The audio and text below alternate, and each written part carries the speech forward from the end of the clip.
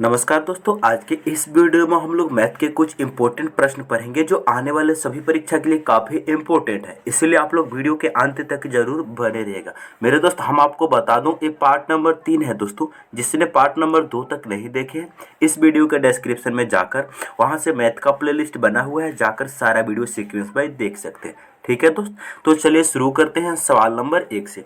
आपका पहला प्रश्न है और क्या कह रहा है, ध्यान से सुनेंगे। कह रहा है यदि संख्या 7x 5 4 6 2 9 से पूर्णतः विभाज्य हो तो x का न्यूनतम मान ज्ञात करना है। मेरे दोस्त, न्यूनतम का मतलब क्या होता है? जो छोटा से छोटा x का ऐसा वैल्यू रखे ताकि यह पूरा पूरा संख्या 9 से कट जाए।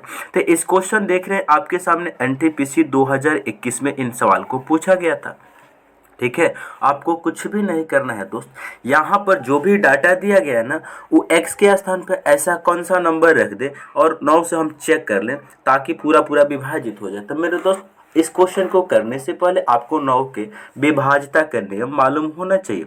9 से विभाजित होने का नियम क्या है? दी गई संख्या के अंकों का योग, यानी यहाँ पे जो संख्या दी गई है इन सभी संख्या के अंकों का योग यदि 9 से विभाजित हो जाता है तो यह पूरा संख्या भी 9 से विभाजित होगा। आप कहेंगे जी सर, तो उसी प्रकार यहाँ पे सभी संख्या को हम आपस में जोड़ेंगे। तो जोड़ेंगे तो कितना होगा दोस्त? सभी संख्या को आपस में हम जोड़कर चेक करते हैं। 7 प्लस एक्स प्लस 7 के बाद x है, उसके बाद में क्या है दोस्त? x के बाद में क्या है? 5 है। उसके बाद में x plus 5 plus 4, 7 plus x plus 5 plus 4, समझिएगा, प्लस 6 प्लस का 2। यदि ये पूरा संख्या 9 से विभाजित हो जाता है तो वह संख्या पूरा भी 9 से विभाजित होगा। जब इनको ऐड करेंगे तो 7 5 12, 12 4 16, 16 6 22, 22 2 24। इनको ऐड करने पर कितना हो रहा है भाई?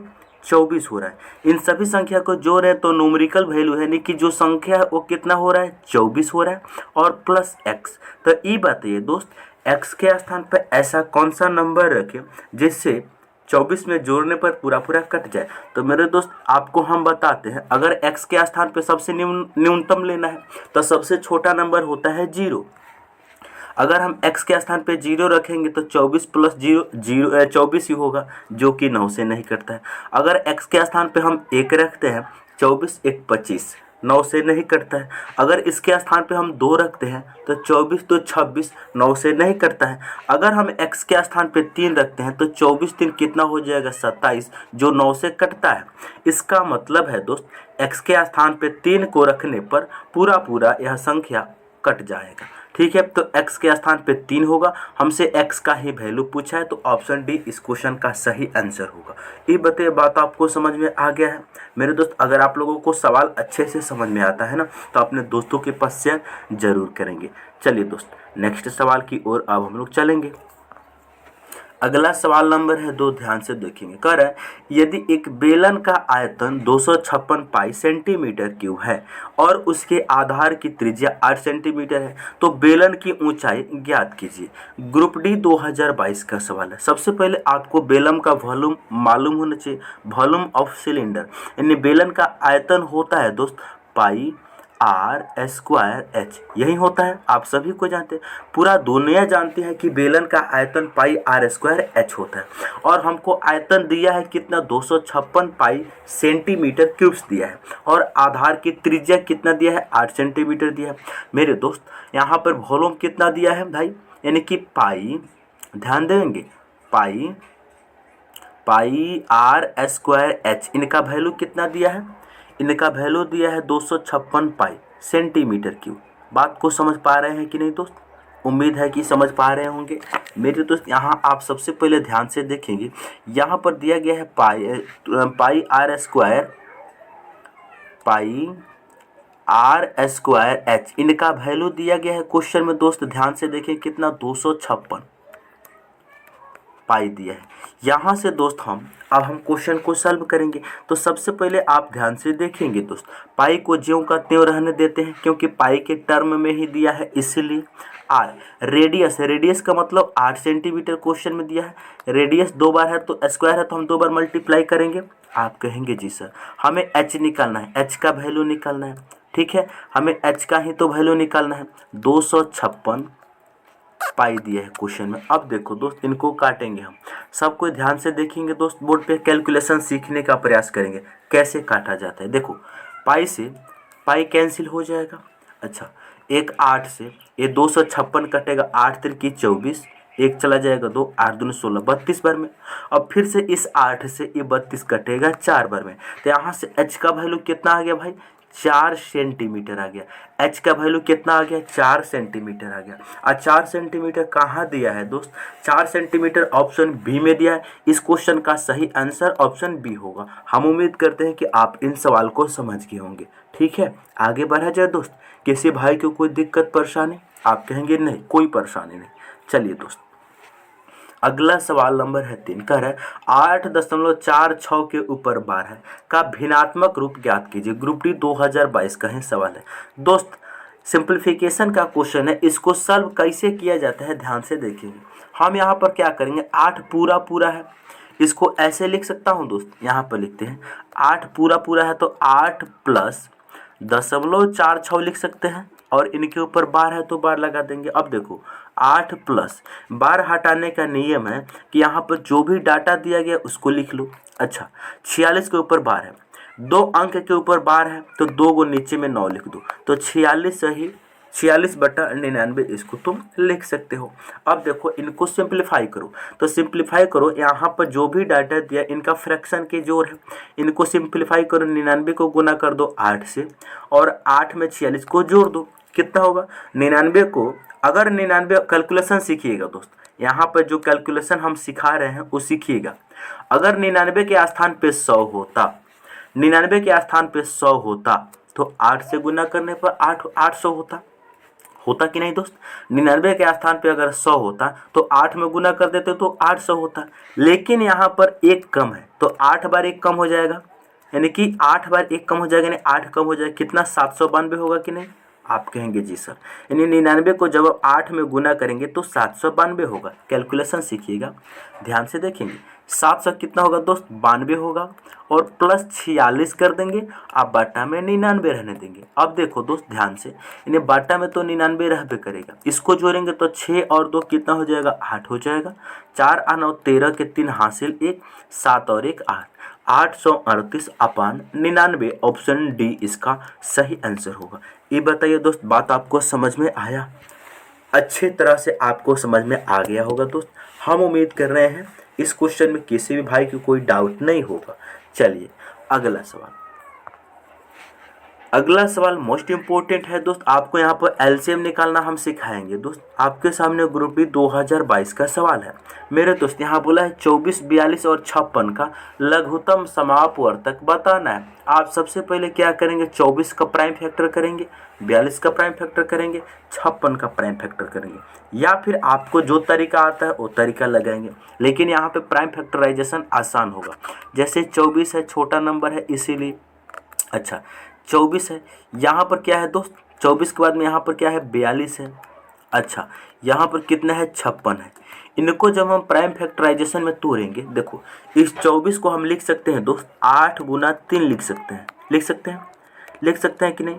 यानी 24 को हम लिख सकते हैं 3 गुना 8 लिख सकते हैं। अच्छा दोस्त, यानी कि इस 3 को रहने देंगे, 8 को हम 2 के पावर 3 लिख सकते हैं, तो हम 24 को इस रूप में लिख सकते हैं, 2 के पावर 3 गुना 3 लिख सकते हैं। आप कहेंगे जी सर 2 के पावर 3 गुना, ध्यान देंगे 2 के पावर 3 8 होता है, गुना 3 के पावर 1 लिख सकते हैं कि नहीं। आप कहेंगे जी सर 42 को हम लिख सकते हैं दोस्त कितना, 6 गुना 7 42 हो जाएगा। इस 6 को हम लिख सकते हैं 2 गुना 3 गुना 7 लिख सकते हैं। डायरेक्ट सीखिएगा दोस्त कैसे किया जाता है, ठीक है। तो 2 गुना 3 गुना 7 हम लिख सकते हैं, 2 ध्यान देंगे 2 गुना 3 गुना 7 हम लिख सकते हैं। अब देखो 56 को हम लिख सकते हैं 8 गुना 7 लिख सकते हैं। अच्छा इस 8 को हम 2 के पावर 3 लिख सकते हैं, 2 के पावर 3 इंटू 2 के पावर 3 इंटू 7। बात को समझिएगा। अब देखो दोस्त यहाँ से एलसीएम निकालने का हम तरीका आपको बता रहे हैं। एलसीएम जो होता है दोस्त, आपको क्या करना है, जो भी एलसीएम होगा ना, सबसे पहले यहाँ पर देखेंगे, यहाँ पर सीखने वाली बात क्या है दोस्त, यहाँ पर जो सीखने वाली बात है उसको आप सीखेंगे। यानी एलसीएम बराबर जो होगा ना दोस्त, यानी कि सबसे बड़ी पावर लेते हैं। जैसे यहाँ देखो, यहाँ 2 है, तो 2 में सबसे बड़ी पावर क्या है दोस्त, यहाँ 2 की पावर 1 है, यहाँ 2 की पावर 3 है, यहाँ 2 की पावर 3 है, तो सबसे बड़ी पावर है 2 की पावर 3, तो 2 की पावर हम 3 लेते हैं, मल्टीप्लाई। अब हम आएंगे 3 पे, यहाँ 3 है, यहाँ 3 है, यहाँ 3 नहीं है, तो हम 3 की पावर 1 ले सकते हैं। ठीक है, यानी जो कॉमन है उसको लेते हैं, बाकी सभी को ले लेते हैं। ठीक है, तो 3 की पावर हम 1 ले लेंगे, इनटू यहाँ 7 है, यहाँ 7 है, ऊपर में 7 नहीं है, तो हम 7 को भी ले लेंगे। ठीक है, यानी जो कॉमन है उसको लेते हैं, उसके बाद जितना भी दुनिया का नंबर है सभी को ले लेते हैं। अब 2 के पावर 3 कितना होता है, 8 होता है, और ई हो जाएगा 7 त्रिकी 21, 21 गुना 8 करेंगे कितना होगा, 8, 8 दूनी 16, 168। 168 इस सवाल का आंसर होगा, ऑप्शन नंबर सी इसका राइट आंसर होगा। ये बताइए, बात आपको समझ में आया? आप चाहे तो इसको बिल्कुल बेसिक नंबर से, बेसिक तरीका से भी कर सकते हैं, बिल्कुल आसान क्वेश्चन है। कैसे दोस्त, यहाँ ने कि 24 दिया है, उसके बाद में 42 दिया है, उसके बाद में 56 दिया है, आपको इनका एलसीएम निकालना है। आपका इनका एलसीएम बिल्कुल सिंपल तरीका से भी निकाल सकते हैं दोस्त। कैसे, इनको बिल्कुल सिंपल तरीका से भी निकाल सकते हैं। सबसे पहले आप यहाँ पे 2 से लगाएंगे तो ई जाएगा 12 बार में, ई जाएगा 21 बार में, ई जाएगा 28 बार में, या फिर 12 नंबर से लगाओ ताकि जल्दी जल्दी कट जाए। सबसे पहले 3 से लगाएंगे। ठीक है, सबसे पहले 3 से, तो 3 × 8 है 24, 3 से ही कटेगा, 14 तो यहाँ 42, 3 से ही तो नहीं कटेगा, तो 56 को रहने देंगे। अब हम लगाएंगे दोस्त 4 से, 4 से लगाएंगे, 4 दूनी 8, ये 14 ज्यों का त्यों रहेगा, ये कटेगा, 14 चौका 56, बात को समझिएगा। अब हम लगाएंगे 14 से। ठीक है, 14 से लगाएंगे तो 14 14 कट जाएगा, केवल 2 बचेगा, तो 3 गुना 4 गुना 14 गुना 2, यही एलसीएम होगा आपका। अब गुना करते हैं दोस्त, 3 चौका 12, 12 दूनी 24, 24 गुना कर देंगे 14, 14 चौका 56 की 6, 14 चौका 56, कहीं गड़बड़ हो रहा है क्या दोस्त, 3 चौका 12, 12, 12 दूनी 24, 24, कहीं गड़बड़ हो रहा है? जी हाँ, बिल्कुल, यहाँ सभी जगह 2 कॉमन है, तो सबसे पहले आप 2 से भी लगाइए, 2 से भी कटाइए दोस्त, सबसे पहले 2 से कटाइए, सभी में 2 कॉमन आ रहा है। यहाँ से 2 सबसे पहले होंगे तो 2 एकम 2, 7 7, उसके बाद 7 से पूरा कटेगा, तो एलसीएम होगा। देखो दोस्त, 2 से लगाएंगे तो 2 एकम 2, 2 7 14, 2 7 14, उसके बाद 7 से लगाओ, 7 एकम 7, सभी कट गए, तो एलसीएम क्या होगा दोस्त, 3 गुना 4 गुना 2 गुना 7, यही होगा। अब देखो, 3 चौका 12, 12 दूनी 24, 24 गुना 7 करेंगे कितना होगा, 24 गुना 7 करेंगे, 24 गुना 7, 7 चौका 28 के 8 हासिल 2, 7 दूनी 14, 2 16। जी हाँ, बिल्कुल इस प्रकार सही है। तो आप बिल्कुल बेसिक तरीका से भी कर सकते थे, क्योंकि ये क्वेश्चन आसान था, आसान डाटा था, आप बिल्कुल बेसिक क्वेश्चन है, इसीलिए आप बेसिक तरीका से भी कर सकते हैं दोस्त। चलिए अगला सवाल, अगला सवाल नंबर है 5 का है, यदि a/3 बराबर है b/4 बराबर है c/7 हो तो a + b + c/c का मान ज्ञात करेंगे। दोस्त, कभी भी ऐसा सवाल अगर आपके सामने आ जाए, अगर लिखा रहे a/ मान लीजिए 3 लिखा है, b/4 लिखा है, c/7 लिखा है और सभी बराबर है ना, तो आपको कुछ भी नहीं करना है दोस्त। ऊपर में अगर 1 है ना, यहाँ पे इनका कोफिशिएंट, इनका गुणांक अगर 1 होना चाहिए, अगर ऊपर में 1 है ना, तो ऊपर वाला का वैल्यू नीचे वाला हो जाता है। जैसे a का वैल्यू 3 हो जाएगा, b का वैल्यू 4 हो जाएगा, c का वैल्यू 7 हो जाएगा। डायरेक्ट ट्रिक है, ठीक है दोस्त। तो यहाँ से a का वैल्यू 3 हो जाएगा, b का वैल्यू 4 हो जाएगा, c का वैल्यू 7 हो जाएगा। कब? जब इनका कोफिशिएंट यानी कि गुणांक 1 होना चाहिए, जो हम बात को बताए हैं। अब आप इन समीकरण में इसको पुट करेंगे, a के स्थान पे 3 रखेंगे, प्लस b के स्थान पे आप 4 को रखेंगे, प्लस c के स्थान पे आप 7 को भी रखेंगे। ठीक है, आप बाटा में कितना हो जाएगा दोस्त, c के स्थान पे 7, इनको ऐड करेंगे कितना होगा, 3 और 4 7 और 7 14, 14/7, 14 को 7 से डिवाइड करेंगे 2 होगा। जब इनका आंसर हम निकालेंगे तो 2 होगा, ऑप्शन ए इसका राइट आंसर होगा। किसी भाई को कोई दिक्कत, कोई परेशानी है? आप कहेंगे नहीं, बिल्कुल कोई परेशानी नहीं है। चलिए अगला सवाल, अगला सवाल नंबर है 6 नंबर सवाल है, ₹5100 को ए और बी में 8:9 के अनुपात में वितरित किया गया। बी का भाग ए के भाग से कितना अधिक है बताना है। ग्रुप डी में पूछा गया था दोस्त। सबसे पहले आपको ए और बी के रेशियो के वैल्यू जो दिया है उसको लिखेंगे। ए दिया है 8 और बी दिया है 9। अच्छा, क्वेश्चन में बोला ₹5100 को इन दोनों में बांट देना है। तो क्वेश्चन बोला है बी का हिस्सा ए के हिस्सा से कितना, बी का हिस्सा ए के हिस्सा से कितना अधिक है। दोस्त यहाँ क्वेश्चन आपको दिया है ₹5100 दिया है, इन दोनों का वैल्यू यानी 8 और 9 दोनों 17 का वैल्यू दिया है। आपसे पूछा गया है बी का भाग ए के भाग से कितना अधिक है, बी का भाग ए के भाग से अनुपात में कितना अधिक है दोस्त। तो हमें अनुपात 1 का वैल्यू निकालना है, कुछ भी नहीं करना है, हमें अनुपात 1 का वैल्यू निकालना है। मेरे दोस्त ध्यान से देखेंगे, क्वेश्चन में दिया है 51 से जो रुपया दिया है, 51 से जो रुपया दिया है ये टोटल 8 + 9 का वैल्यू है यानी 17 का वैल्यू है। आपको अनुपात 1 का वैल्यू निकालना है तो 1 से मल्टीप्लाई कर देंगे तो 17 या 51 300 होगा। 300 से 1 में गुना करेंगे 300 होगा। तो इस क्वेश्चन का सही आंसर 300 होगा, ऑप्शन ए। हम उम्मीद करते हैं कि आप इन सवाल को बेहतरीन तरीका से समझ गए होंगे। ठीक है, इसको एक और तरीका से भी आप बना सकते हो। वो तरीका क्या है दोस्त, ध्यान से देखेंगे। वो तरीका मेरा ए रहा, जैसे अनुपात ए, यहाँ पर क्या दिया, अनुपात ए और बी के बीच अनुपात दिया है 8 और 9 का। तो आप ₹5100 को 8 और 9 के अनुपात में ब्रेक कर देंगे। 8 और 9 17 का वैल्यू है 51, तो 5100 को डिवाइड कर देंगे 17 से, तो अनुपात 1 का वैल्यू आ जाएगा 300। अच्छा, जब अनुपात 1 का वैल्यू 300 आ गया तो यहाँ पर अनुपात 8 है, तो 8 तिरकी हो जाएगा ₹2400, ए का हिस्सा आ गया कि नहीं। अनुपात बी का हिस्सा कितना हो जाएगा, 9 तिरकी 2700। बात को समझिएगा, समझ रहे हैं कि नहीं। अब देखो बी का 2700 हो गया, ए का हो गया 2400। जब इन दोनों को जोड़ेंगे तो 5100 हो जाएगा। लेकिन क्वेश्चन बोला है बी का भाग ए के भाग से कितना अधिक है दोस्त। तो बी का 2700 मिला है, ए को मिला है 2400, कितना ज़्यादा है, 300 ज़्यादा है कि नहीं। तो आप इस हिसाब से भी सोच सकते हैं। ऑप्शन नंबर ए इसका राइट आंसर है। ठीक है, कोई दिक्कत कोई परेशानी नहीं। चलिए अगला सवाल कह रहा है मनी एक बैंक में 12,500 रुपया जमा करता है और यह साधारण ब्याज की दर से 6 वर्ष में इतना रुपया हो जाती है, तो ब्याज की दर बताइए।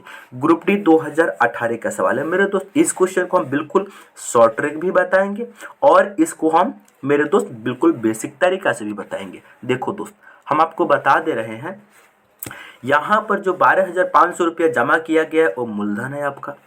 6 वर्ष में इतना रुपया हो जाता है, ये क्या है, मिश्रधन है।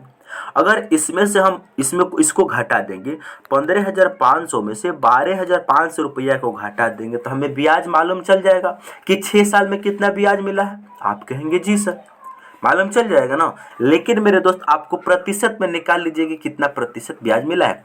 तो सिंपल इंटरेस्ट बराबर, देखो सिंपल इंटरेस्ट जो मिलता है वो मूलधन पर मिलता है, जो ब्याज मिलता है वो मूलधन पर मिलता है। तो मूलधन कितना है दोस्त, मूलधन है 12,500 रुपया, 12,500 रुपया है। अच्छा दोस्त, सबसे पहले आपको सिंपल इंटरेस्ट मालूम होना चाहिए कि कितना मिला। देखो 15,500 में से जब 12,500 को घटा देंगे तो कितना मिलेगा दोस्त, कितना मिलेगा दोस्त, 3,000। 3,000 रुपया उसको ब्याज मिलता है, कितना साल में, 6 साल में मिलता है। कितना साल में, 6 साल में। बात को समझ रहे हैं, 6 साल में मिलता है 3,000 रुपया ब्याज। तो ये बताइए दोस्त, 1 साल में कितना मिला होगा, 6 साल में 3,000 मिलता है, तो सिंपल इंटरेस्ट 1 साल में कितना मिला होगा दोस्त, 6 से डिवाइड करेंगे तो 6 × 25 500 रुपया, यानी 1 साल में उसको 500 रुपया मिलता है। आपको यहाँ पर बताना है दोस्त कि दर कितना है, उसका रेट बताना है। बात को समझिएगा दोस्त, हम जो बात बता रहे हैं उसको आप समझिएगा। सबसे पहले यहाँ पर देखो दोस्त, सिंपल इंटरेस्ट टोटल मिला है 3,000 रुपया 6 साल में। आप क्या करेंगे, प्रतिशत में निकालेंगे कि कितना प्रतिशत उसको ब्याज मिला है। देखो जो 3,000 रुपया ब्याज मिला है वो मिला है आपको 12,500 रुपया पर मूलधन पे। आपको प्रतिशत में चेंज करना है, इसीलिए 100% से गुना करेंगे। अब देखो दोस्त, इनको हम काटेंगे। सबसे पहले जब काट पीट करेंगे तो आंसर हमारा सही आ पाएगा। 2 0 से 2 0 कैंसिल हो जाएगा। अब देखो दोस्त कैसे काटा जाएगा, यहाँ है 3,000, यहाँ है 125, तो 125 से तो नहीं कर सकते, लेकिन 25 से काटेंगे। 25 से काटेंगे तो 25 25 125 होता है। 25 से इसको काटेंगे तो 25 से कम 25, 5 जाएगा तो 0, 25 दूनी 50, कितना हो जाएगा 120। 120 को जब हम 5 से काटेंगे तो कितना बार में जाएगा, 5 से काटेंगे तो कितना बार में जाएगा, ध्यान से सुनेंगे। जब हम गड़बड़ हुआ, 25 से कम 25, 25 दूनी 50, 0, बिल्कुल सही है। अच्छा, 5 से जब हम 120 को काटेंगे तो कितना बार में जाएगा, 24 25 120, 24 आएगा। तो मेरे दोस्त सिंपल इंटरेस्ट जो मिला है 24% मिला है, ठीक है, 24% मिला है। कितना साल में मिला है, 6 साल में मिला है। लेकिन हमें बताना है 1 साल में कितना मिलेगा। तो दोस्त 6 साल में 24% मिला है, तो 24 को 6 से डिवाइड करेंगे तो 1 साल में मालूम चल जाएगा। तो 1 साल में कितना होगा, 24 को डिवाइड करेंगे 6 से तो 4%, ऑप्शन ए इसका राइट आंसर होगा। किसी भाई को कोई दिक्कत, कोई परेशानी? अब हम लोग सीखेंगे बिल्कुल बेसिक तरीका से, ठीक है। अब हम बेसिक तरीका से इसको कैसे सॉल्व करेंगे, ध्यान से देखेंगे। आपको तो मालूम चल गया दोस्त कि सिंपल इंटरेस्ट जो होता है मिश्र धन में से मूलधन को घटाने पे आता है ना दोस्त। तो आपको उसी प्रकार से इसको देखना है दोस्त, ध्यान से देखेंगे। आपको तो ये मालूम चल चुका है कि सिंपल इंटरेस्ट कितना मिला है, आपको 3000 रुपया मिला है। आप डायरेक्ट फार्मूला लगा देंगे, कोनो दुख तकलीफ नहीं है भाई। सिंपल इंटरेस्ट बराबर जो फार्मूला होता है वो होता है हमारा PRT अपान में 100 होता है कि नहीं। इस पर डायरेक्ट इसको पुट करेंगे दोस्त। आप सभी लोग ध्यान से देखेंगे, सिंपल इंटरेस्ट कितना मिला है, 3000 रुपया मिला है, ठीक है, बराबर प्रिंसिपल कितना है, 12500 रुपया है।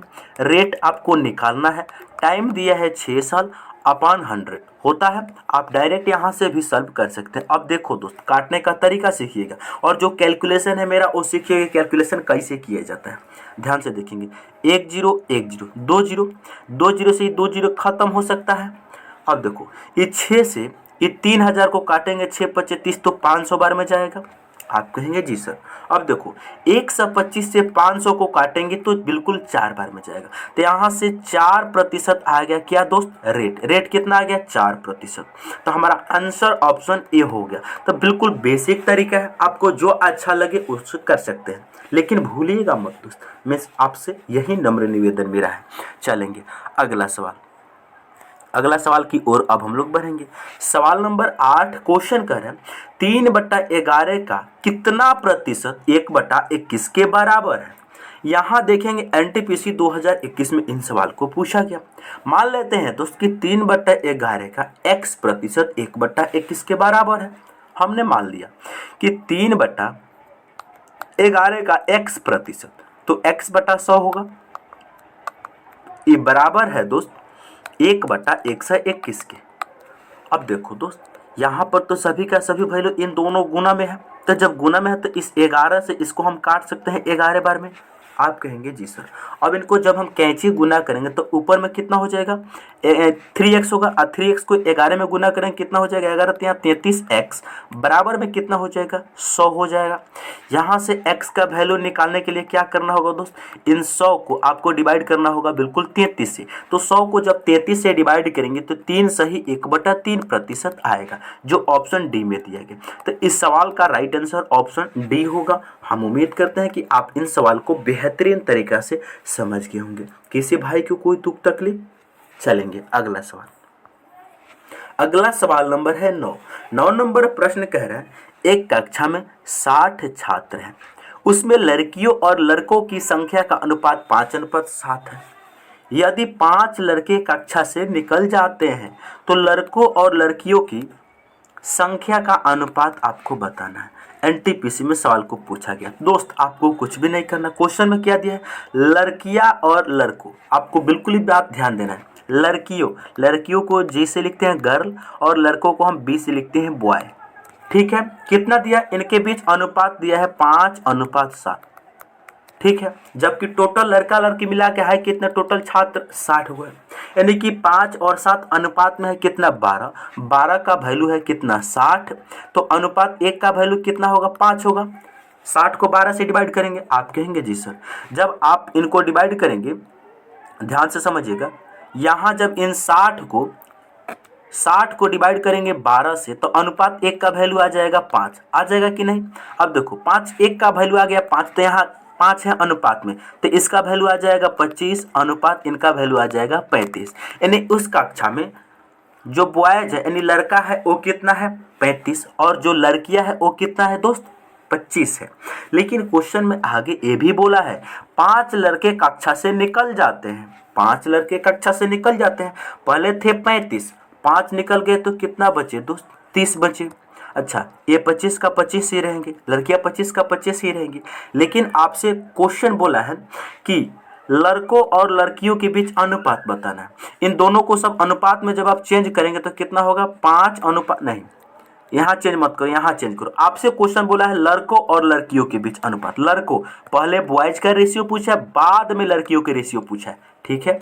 तो यहाँ बॉयज कितना है दोस्त, यहाँ बॉयज बचा है 30 और लड़कियां कितना बची है 25। इनको जब हम काटेंगे, जब इनको हम काटेंगे 5 से तो कितना बार बच जाएगा, 5 से काटेंगे तो 6 अनुपात 5 होगा, 6 अनुपात 5 होगा। कोई दिक्कत कोई परेशानी आप बताइए, कोई दिक्कत कोई परेशानी। जब हम 30 को काटेंगे 5 से तो 6 बार में जाएगा, जब हम 25 को 5 से काटेंगे 5 बार में जाएगा, तो 6 अनुपात 5 इस सवाल का आंसर होगा। ऑप्शन डी इसका राइट आंसर हो जाएगा। किसी भाई को कोई दिक्कत कोई परेशानी। चलेंगे अगला सवाल। अगला सवाल आपसे क्वेश्चन पूछा गया है, ध्यान से सुनेंगे। 10 नंबर, एक 210 मीटर लंबी रेलगाड़ी सम्मुख दिशा से यानी सामने की दिशा से, ध्यान से सुनिएगा, सामने की दिशा से 4.5 किलोमीटर प्रति मीटर की चाल से आ रहे एक व्यक्ति को 12 सेकंड में पार करती है। तो रेलगाड़ी की चाल किलोमीटर प्रति घंटा में बताए। यहाँ मीटर दिया, मिनट दिया, सॉरी मिनट दिया, इसको घंटा होना चाहिए था, ठीक है, गड़बड़ दिया है। ध्यान से सुनेंगे, यहाँ क्या होना चाहिए घंटा होना चाहिए था, यहाँ भी घंटा दिया गया, गड़बड़ दे दिया है। चलो आपको यहाँ से चाल निकालना है, तो स्पीड बराबर होता है फॉर्मूला डिस्टेंस अपन टाइम होता है। अच्छा इसमें रेलगाड़ी की तो चाल मालूम नहीं है लेकिन उसकी डिस्टेंस मालूम है, व्यक्ति की चाल भी मालूम है और टाइम भी मालूम है। तो रिलेटिव स्पीड जो होता है ना, सापेक्ष चाल, जब कोई देखो ट्रेन इधर से जा रहा है, व्यक्ति उधर से आ रहा है, इन दोनों का स्पीड आपस में जुड़ जाएगा। आपने पढ़ा होगा, अगर ट्रेन इधर से जाता व्यक्ति भी इधर से जाता तो इन दोनों का चाल का डिफरेंस लेते। लेकिन यहाँ पे दोनों सम्मुख बोला है ना, ट्रेन इधर से जा रहा है व्यक्ति इधर से आ रहा है, तो दोनों के चालें जुट जाएगी। यहाँ पर क्वेश्चन में रेलगाड़ी की चाल नहीं दी है, तो मान लेते हैं कि ट्रेन की चाल है दोस्त x किलोमीटर प्रति घंटा। आपसे यही पूछा है, देखो रेलगाड़ी की चाल ही बताना है, तो रेलगाड़ी यहाँ मीटर किलोमीटर प्रति मिनट है ना, यहाँ पे घंटा होना चाहिए था, ठीक है। चलो यहाँ पे घंटा होगा। अब देखो ट्रेन की चाल हमने मान लिया x किलोमीटर प्रति घंटा। अच्छा आदमी की चाल, जो मैन है उसकी चाल तो क्वेश्चन में देवे किया है 4.5 किलोमीटर प्रति घंटा देवे किया है, तो आप डायरेक्ट फार्मूला लगाएंगे, स्पीड बराबर डिस्टेंस अपन टाइम का फार्मूला डायरेक्ट लगाएंगे दोस्त। तो यहाँ से स्पीड इनका जुट जाएगी कि नहीं, x प्लस 4.5 इनकी स्पीड हो जाएगी बराबर डिस्टेंस कितना दिया है दोस्त, डिस्टेंस दिया है, ध्यान से देखेंगे 210 दिया है और टाइम कितना दिया है 12 सेकेंड दिया है, यही ना दिया है। अब बताओ दोस्त, हम आपको बता दे रहे हैं ये क्या है मिनट में है, ये क्या है सेकंड में है, लेकिन दोस्त आपका जो चाल है ना 1 किलोमीटर प्रति घंटा में है, तो इसको मीटर प्रति सेकंड में चेंज करने के लिए हम 5/18 से गुना करते हैं, कर देंगे। अब इनको सॉल्व करेंगे, जो सॉल्व करने का बस आपने काटने का तरीका और सॉल्व करने का तरीका को सीखिएगा दोस्त। हम जो बात को बता रहे हैं ध्यान से देखेंगे, देखो ये 5 से ये 210 को हम काट सकते हैं, कितना बार में जाएगा 5 चौका 20, 5 दूनी दोस्त 42 बार में जाएगा। अब देखो दोस्त और काट सकते हैं हम, क्या 6 से 18 को काटेंगे 3 बार में, 6 से 12 को काटेंगे 2 बार में, इस 2 से इस 42 को काटेंगे 21 बार में। हमारे पास क्या बचा x प्लस 4.5/3 बराबर में 21 बचा। जब हम यहाँ से x प्लस 4.5 का वैल्यू निकालेंगे तो वो कितना हो जाएगा, ये 3 उधर मल्टीप्लाई में चला जाएगा तो 21 गुना 3 कितना हो जाएगा 63 हो जाएगा। अब देखो दोस्त यहाँ से आपको निकालना है x का वैल्यू, तो x का वैल्यू आपको निकालना है तो 63 माइनस 4.5 कर देंगे, कितना होगा दोस्त 58.5 किलोमीटर प्रति घंटा आ जाएगा, क्योंकि x आपने किलोमीटर प्रति घंटा में माना था और x का वैल्यू आ गया 58.5 किलोमीटर प्रति घंटा। ऑप्शन नंबर ए इस क्वेश्चन का सही जवाब हो गया। ये बताइए बात आपको समझ में आया। चलिए, हम उम्मीद करते हैं कि आप इन सारे सवाल को बहुत ही बेहतरीन तरीक़ा से समझ गए होंगे। यदि आप हमारे इस चैनल पर पहली बार आए हैं तो प्लीज़ दोस्त चैनल को सब्सक्राइब करें और अपने दोस्तों के पास शेयर करें। अगर आप रीजनिंग भी पढ़ना चाहते हैं तो इस वीडियो के डिस्क्रिप्शन में बहुत सारा रीजनिंग का भी वीडियो डाला गया है, आप वहाँ से जाकर सारा रीजनिंग का भी वीडियो देख सकते हैं। मिलते हैं अब हम लोग नेक्स्ट वीडियो में।